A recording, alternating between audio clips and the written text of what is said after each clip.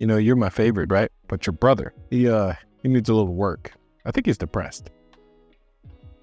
Are you depressed? Why are you depressed? You lost your last trade. What happened? You pressed the wrong button. Hey guys, welcome back to the After Hours. I'm the Aail Beast, and today we're going to talk about cognitive bias. Now, when we talk about cognitive bias, we have to understand that we're all human. Just kidding, I'm an alien. Okay, seriously, when we talk about cognitive bias, we have to understand it's a psychological issue. And when we're dealing with investments, we know money is attached to our decisions. And with these decisions, there's so much money involved that there's certain situations that we're going to get greedy, or we're going to get fearful. We're going to have some form of FOMO. And with every decision, there's going to be a lot of stress. And this stress can easily be interpreted as real pain, psychological pain and physical pain. They can be on the same level.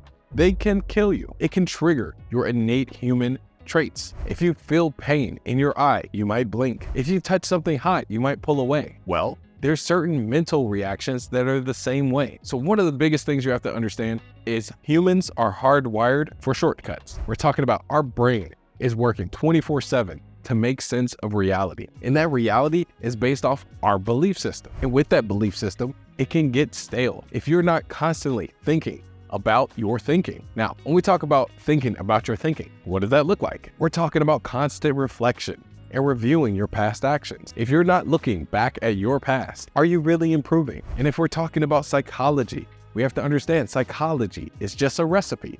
It's a science. Now with science, we know there's a lot of labels. With these labels, they try to put a problem in a box. But there's more times than not when the answer to a question actually doesn't fit in a box.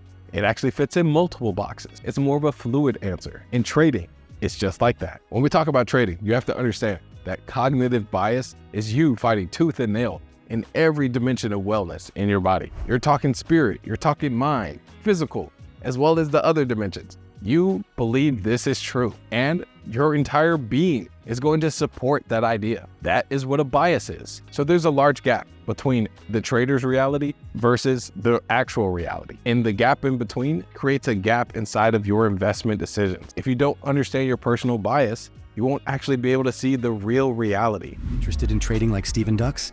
It all starts with choosing the right broker. Ducks Trading has partnered with Centerpoint Securities to supercharge your trading journey. By joining Centerpoint Securities through Ducks Trading, you can unlock CP Edge, a suite of top-tier trading tools valued at over $6,000 right at your fingertips. Gain an edge in your trading with real-time scanners, cutting-edge news, and a personalized trading journal. Experience trading like never before with superior short inventory, dedicated support, buttery smooth trade execution, and the opportunity to earn interest on any of your idle funds. Plus, enjoy competitive pricing that suits your trading style. Ready to elevate your trading? Simply click the link in the description below to get started. Now, let's dive back into the content.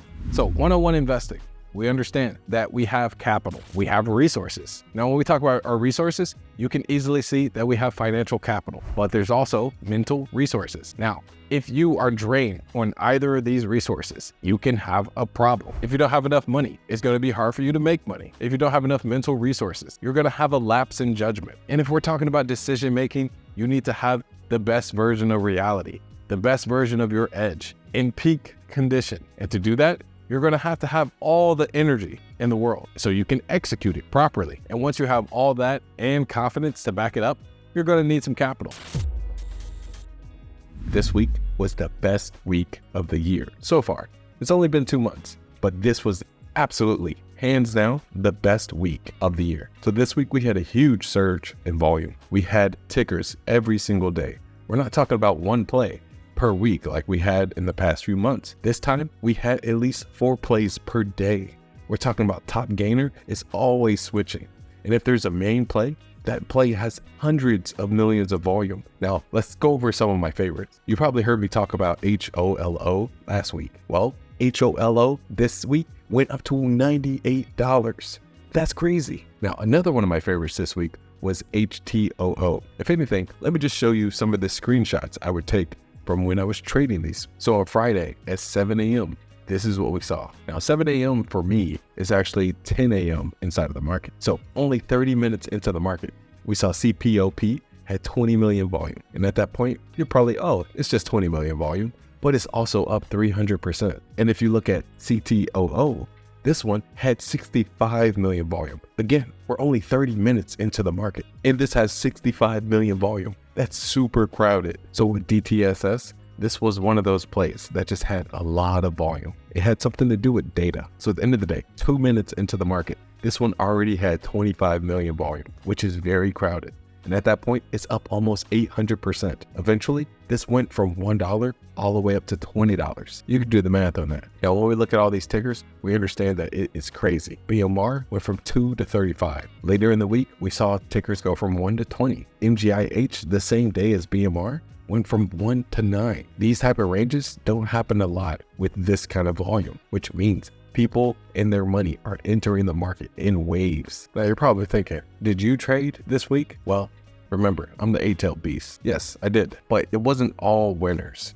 Now, technically, I did do the right predictions, but one time, just one time, I pressed the wrong button. Yeah. Now, I can name every excuse in the book, but no matter what happens in your account, it's your responsibility. Even if I pressed the right button, if I was very disciplined, I would have just took the loss right away. Instead, I try to roll with the punches, which is a rookie mistake. But overall, on the week, I'm still positive, and I'm proud about that. If you want to be in the market for a long time, you're going to have some consistency. You're going to have stability.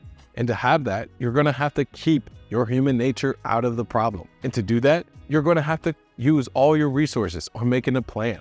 And your plan is going to trade for you. If you are a subjective trader, you can easily have your mind clouded going into the stock before the market opens or before you enter your position. You might be clear-headed, but as soon as you put your money on the line or as soon as the market opens, this stress will hit you. Once you receive new information, it's very easy for you to have a new bias. So there's a lot of biases that you have to understand, but one of the most important is the herd mentality.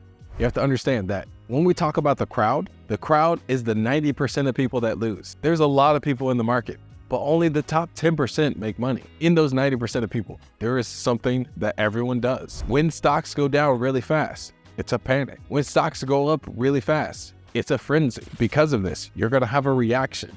And that reaction is gonna be based off your attitude as well as your beliefs. And the way you react is going to be to the level that you prepared. So if you have a plan, you can react accordingly. You can maximize your wins and minimize your losses. However, if you are a part of the crowd and you have herd mentality bias, you have the bandwagon effect in full gear. You're just following the guy in front of you. You're not actually building the skill needed to be inside of investing. You need to do your own thinking. Once you do your own thinking, that's something that can scale. Whether you win or whether you lose, it doesn't matter. It's you thinking for yourself, and then you gain experience. Without some form of consistency and autonomy, you're not even in your trading journey yet. You have to find your own way. But the reason we have to have consistency is because there's another bias that's called availability heuristic, which pretty much means you trade whichever way the wind is blowing. And if that's the case, that makes you subjective. If you do light research and you decide, well, I think this is bearish, and you go that way. So when we think about money, we understand that's attached to our emotion. And if we are going based off our desires, our fear, our greed, we're basically animals if we don't listen to our minds. There's a lot of critical thinking that goes into trading, but all that critical thinking and time-consuming stuff goes into our plan. But if you're a subjective trader, you're trying to do that in real time. There's a lot of times where you could actually be on the right side. But how do you know that's not random? If you can't repeat it every time, no one actually has full control, but you can control your actions and your interpretation to those actions to a degree. Those actions that you can control are your innate human reactions, and they come from your cognitive bias. But if you do enough research on your cognitive bias, you don't have those anymore because you have the appropriate attitude to keep you safe. And all right, guys, that's all I got for you today. If you like what you saw, hit the like and subscribe button, and I'll see you in the next video. Peace.